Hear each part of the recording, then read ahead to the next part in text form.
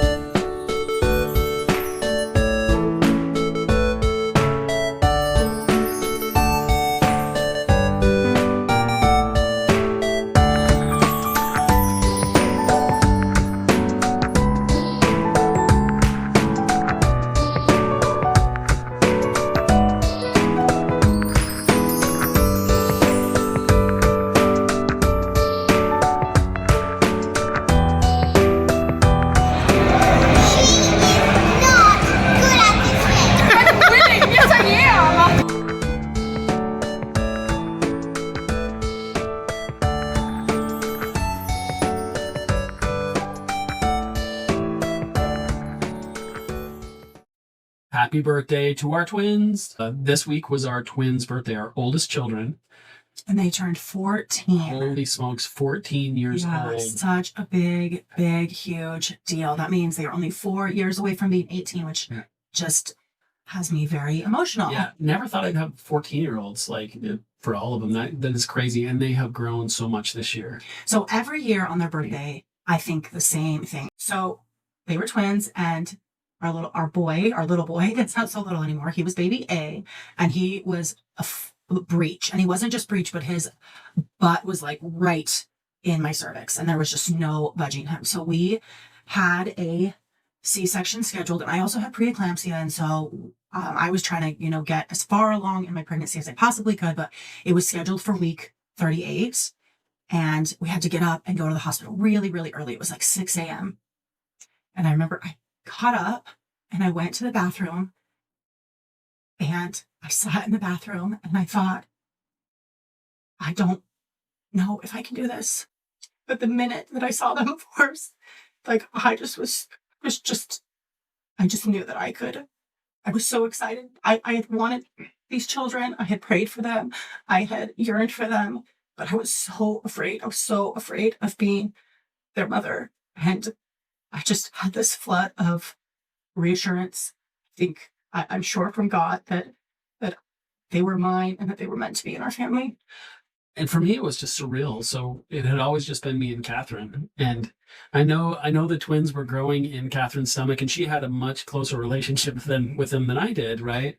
Having them grow in her. So in her. So when we got up that morning at 6 a.m., I was just kind of oblivious, right? And I was just like going just the two of us to the hospital. And then 3 hours later, there were 4 of us. And I remember you always said instant family. We have this instant family. It was just instant. And something instantly clicked within me too. I know Catherine, the whole time we were married for 10 years, she was afraid that I wouldn't love our kids, I think, because we'd go to someone's house and they'd be like, Gabe, why don't you practice changing a diaper? And I'm like, no way. No, I don't change other kids' diapers. And she's like, well, how are we going to learn to do it with ours? I'm like, it's different when they belong to me. I'll gladly change their diapers. In fact, I'll be proud of their poops, but I want nothing to do with other kids' poops. No. And in the hospital that morning, the babies came. We told them that we didn't want the nurses to wash them. Catherine was recovering, and they were just like, do you want to give, Dad, do you want to give your kids a bath? And I'm like, heck yeah, I do. And they were just these tiny little things. Oh, Widmore literally fits in the palm of your hand. He was so small. So we called him a burrito too, because he was what, 4 pounds? Mm-hmm. He was 415. It was like 1 ounce shy of 5 pounds. Almost 5 pounds. And then pepperoni was much larger. Well, she was a pound larger, which was much larger at the time. She was giant compared to him. Yeah. But there was something magical when the twins were born. It was instantly I was a dad, and I was now protective. I now would do anything for them, and it was just such a wonderful thing to just become an instant family. This is for the two. This is to my twins. Like, we love you, and we wish we made these videos earlier, because this is a lot of fun, and I hope you look back on it and just think of how much I love you. But let's start with our girl. Why don't we talk about her? What has she done this year? Okay, for this entire year, we have lived in Dallas, the Dallas-Fort Worth area, and we were reticent to get involved in things just because we knew this was a kind of a temporary place to live. But after being here for about 6 months, I was like, this was all me. I was like, I've got to get our kids involved in some things. So this was the year that I really got them involved, and she really took off. So one of the things that she is incredibly talented with is music. And she has always, well, since she was about 7 years old, she's played the violin. And since she was about 10, she's played the piano. And so we got her in, and she's always had, well, she's had lessons on and off with violin. So one thing that a teacher has never taught her is how to read notes. So she can kind of read violin tabs. She can write her own music, and she can recreate music that she's heard. But we got her private violin lessons so that she could join the Denton Youth Philharmonic Symphony. Yeah. And she picked up on reading notes. I think it took her 2 lessons, and she could figure out how to read just a regular treble clef and apply that to the violin.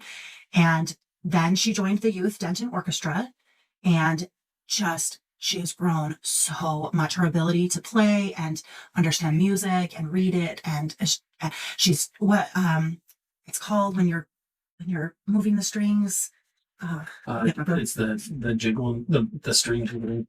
She'll watch this and laugh. No, she is such a talented musician. She's grown so much this year. We also got her in piano lessons. There is a woman in our neighborhood that teaches piano lessons, and the 2 of them, the teacher and Pi, have an incredible chemistry together. And prior to her starting piano lessons, so I grew up, I played in my school orchestra just at our local elementary school, the elementary school I went to. I learned the treble clef and the bass clef. I played 1 year of trombone, 1 year of clarinet, gave them both up, but taught myself how to play piano. But I never really learned like the skills. And so Pi, this is the year that she completely surpassed my ability to be able to play the piano. And now when I have a question, I go ask her versus her being able to ask me. I cannot help her. I cannot help her at all with any of her piano or anything she does. She's absolutely practice. Okay, yes, but I can't answer any of her technical questions about the piano. And she has just absolutely grown immensely in the violin and in the piano. Just her musical ability is incredible. Yeah, and she's our talented artist as well. Super creative. This is the year she's 13 and 14. She's starting to get that teenage attitude. She's a little bit more defiant. Takes a lot of effort for us to get her to practice piano, to do her homework, and all that fun stuff. So she started an Etsy shop this year. So she likes to make jewelry. She's really going through like a steampunk era phase. And so she wanted to make a whole bunch of steampunk era, like hats. When we lived in Missouri and we went to Silver Dollar City all the time, she loved all the steampunk things. Mm-hmm. So we went to the store and I bought her everything that you would need to make jewelry. I got her this really cool jewelry case. And the agreement is that she would make some jewelry and start an Etsy shop. So that took a lot of prodding. And she did it, and then she gave up on it. And she gave up. Yeah, she's a lot like her dad, I think. She has a short attention span. I think she still really enjoys making jewelry, but this element of like responsibility over it and like, I can't just do this for fun. I mean, that's not a dad or teenager thing. That's a universal thing. Okay, so she got a job. She got a regular babysitting job. She babysits twice a week and makes a ton of money. Way too much money. Saving for a car. Yeah, saving for a car. She's asking us every day how much a car costs. She's very excited. She's 14 and she wants to, I don't know, I think she's like us. She wants to hit the open road and explore and experience things. Adventure, yeah. She's interested in boys now. Oh, this is the year she definitely discovered that boys exist. Yeah, we got 2 of them that have that problem. It's a problem. It's life. She really, she's really interested in this. She's interested in her friends and talking about boys and who knows what else. Well, funny story. So this year she was telling me she has 2 really, really her best friends, and she's always telling me about their boy crushes or what they say about boys. And we were sitting specifically at breakfast, probably about 3 or 4 months ago, and I said, "Your girlfriends are boy crazy. And she's like, no, they're not. And I was like, oh, you're boy crazy too. And her twin brother is sitting behind her at the kitchen table going, and that's when I realized I totally, Oh no. yeah, I was missing that. And so, but that's been fun because we have now had a chance to talk about it. So every Saturday, Pi and I watch Heartland together, although she's done with Heartland. She wants to move on to something else. It's very slow, she says. And you and Widmore watch Fringe. So every Saturday we have like a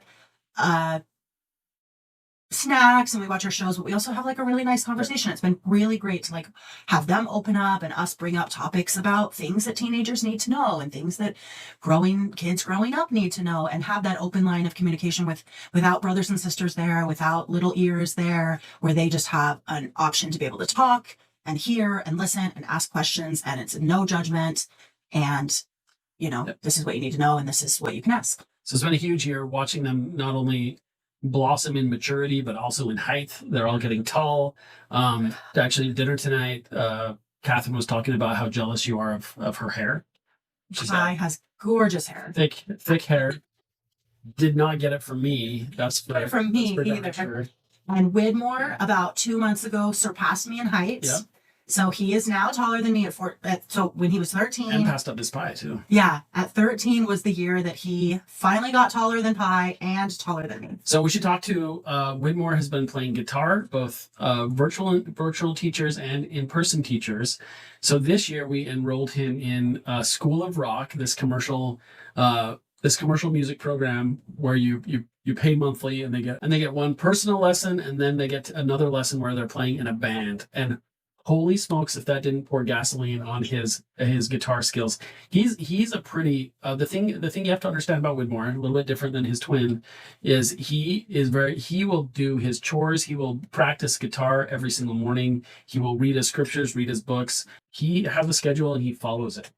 And he's been slowly picking up on the guitar over the years and taking lessons, but the skills he has just gained, like, he is a completely different guitar player, and I'm really excited to watch him continue to do that. Yeah, I mean, just phenomenal. He'll do when we do our home church, I will ask him to do a musical number, and I remember like about 2 weeks after he started at School of Rock, I gave them a song to do, and it was like I couldn't even believe he was the star. Like, he was so amazing. Oh yeah, every time we go pick him up, the teacher comes out just to. This is what he learned today. He's picking up so fast, and he is. So I'm really excited for the future of that. We just got him an electric guitar for his birthday, which is good. He's been using this acoustic, so now he has acoustic and an electric, which is good because Miss Pi we've been buying her violins. So it's that fair game. Very musical family. Super proud of him. He still is excited about the things he's passionate about right now. Lord of the Rings. Not as much dinosaurs as he used to be. He still loves all the Marvel movies. Yeah. But he doesn't want the Hulk posters in his room. Oh, not anymore. Yeah, no, not anymore. But, still we'll go to see all the Marvel movies with his dad. I want to apologize to Widmore for not taking you fishing as much as I would have liked to this year. That's going to change in the future. And I hope when we do the follow-up here on your 15th birthday, I've taken you on a lot of fishing trips. I will say this is the year that Widmore actually ate a piece of vanilla cake. What? Yeah, he will not eat vanilla anything. So he loves chocolate. He wants everything chocolate. This year for his birthday, he wanted just a chocolate cake. He actually wrote just a chocolate cake. So he just wanted everything chocolate. But we did get him to eat a piece of vanilla cake. I can't remember what the occasion was. I think it was somebody's birthday, and that was the cake they wanted. So he was like, well, it's not terrible, but I want chocolate. And when it's Brahms, it's all Rocky Road every time. Which, not gonna lie, that's my go-to as well. But if you go to a place that doesn't have chocolate ice cream, like chocolate soft serve, like Chick-fil-A, he's just like, I'm good. I don't need ice cream. No, he loves chocolate ice cream. He loves his steak. I think that gets that from Dad. For his birthday today, he wanted steak dinner. Yeah, steak, mashed potatoes. And then Dad's cubed potatoes for breakfast, which was a surprise to me. So he's really also getting into, he really likes tools and fixing things and knowing how things work. He's really, really getting into video editing. So he has started doing all of the video editing, not all of it, but a lot of the video editing for Gabriel's YouTube channel. And he's been getting really good feedback from your fan base? What do you call it? Oh yeah, from my community. Yeah, It's your called the community, right?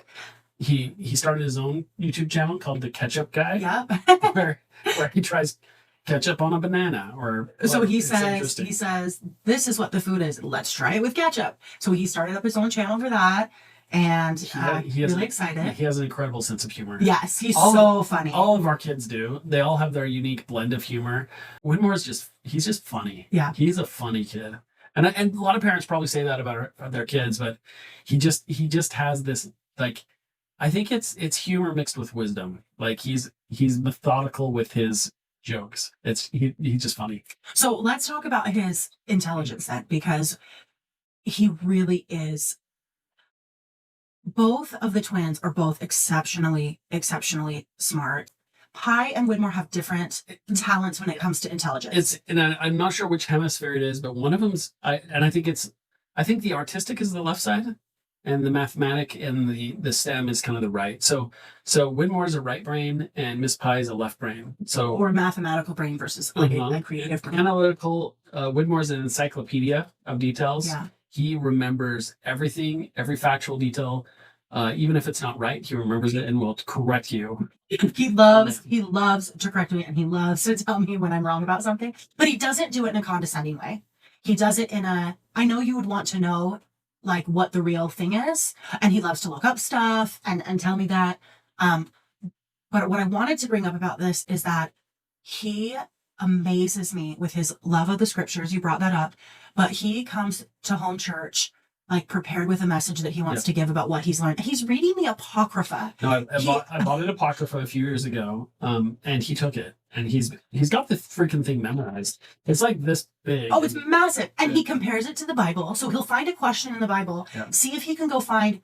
So it's not a question that the Bible poses. It's a question he has about what's written in the Bible. Then he goes to the Apocrypha to try and find the answer in the Apocrypha to complement what the question is from the Bible. And then he comes and tells everybody about it at church. And I'm just like, wow, like it's so incredible. Oh, Jasher was the son of so and so, and he went to this place and learned like this from, and it's like holy smokes. So Pi's intelligence, she is so creative. Mm-hmm. When they get a writing assignment, which I will say Widmore's writing has really, really improved, and he will take offense. Like they had a writing assignment one day where they needed to write a question, they needed to write like a statement about a certain event and in a story form.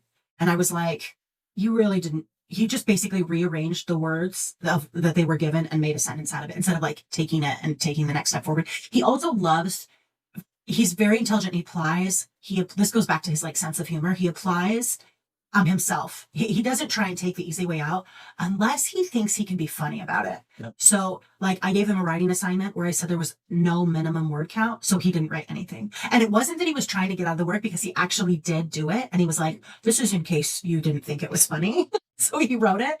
But like, that's the kind of sense of, it's like, if he can, which we have always tried to get them to think critically about things and not just do things the way that they're told to like to think outside the box. So I appreciate that. But I made him redo this one where he just rearranged the words. Not because I didn't appreciate him thinking outside the box, but because it was like to learn a specific like craft or skill. And so he has gotten a lot better at showing versus telling, like in terms of writing. But Pi, if she gets a writing assignment, like one time I gave her an essay to write and it was supposed to simulate like a college essay. And I was like, it cannot be more than this many words. And it was like, tell us about the person that you've become or something. And it was like a 750 word essay. And she, I think, wrote like 5,000. And she was like, but I couldn't do it in 750 words. And it was incredible. It was like so interesting and compelling. And you wanted to read it. And she's already written a book that she decided wasn't very good. So she wants to restart it over. But yeah, they both just have such unique brains and the way that they use them. Yeah, I think we could go on forever, and I think the point is the thing I want to express is Widmore and Miss Pi, just how much we have loved watching you grow up this last year, and how much we care for you. And I hope you enjoy these videos as we continue to do them year after year. You are the biggest blessings in our lives, and we have loved these last 14 years. We love you both so much. We're excited to see what you do this year. I just want you to always pursue the things that bring you joy. And I want you to know how immeasurable, how the value of your life, of your soul, of your character is immeasurable. And as you get older and you get into more relationships and you find more people to bring into your life that are either friends or girlfriends or boyfriends or people that influence you, that you don't allow anybody in your life that doesn't value you immensely, because you are so wonderful and everybody deserves that. And I want you to know that that's how much we love you and how much we value, how much your heavenly parents love you and value you, and that the best thing you can do is to always lift others up and surround yourself with people that can bring you joy, and in whatever capacity that looks like. And we've been watching Lost over the last few years, and I just want to tell you, just remember John Locke, that don't let anyone tell you what you can't do. You can do anything, and that is something that people say all the time, but it's taken me almost 50 years to realize that you can do whatever you want to do. You don't have to let the rules of the world define you. You're amazing, you're individual, and we love you so much.